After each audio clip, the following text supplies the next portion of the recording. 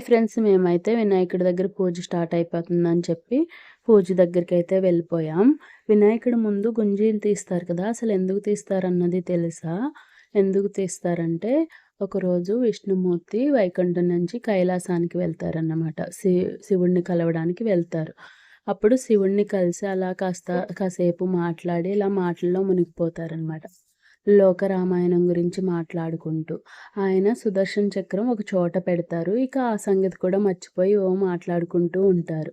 అప్పుడు బాలగణేష ఆడుకుంటూ అటువైపుగా వెళ్ళి అక్కడున్న సుదర్శన చక్రాన్ని చూసి దగదగా మెరవడం ఇదంతా చూసి ఏంటిది అని చెప్పి మింగేస్తారు. మింగేసాక కాసేపటికి విష్ణుమూర్తికి ఆయన సుదర్శన చక్రం గుర్తుకు వస్తది.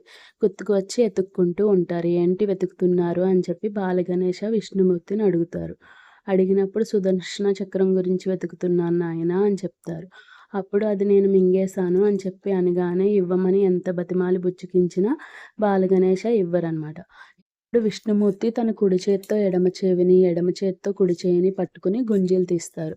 అప్పుడు అది చూసి వినాయకుడు పకపకా నవ్వుతారు. నవ్వినప్పుడు నోట్లోంచి సుదర్శన చక్రం బయటకొచ్చేస్తది.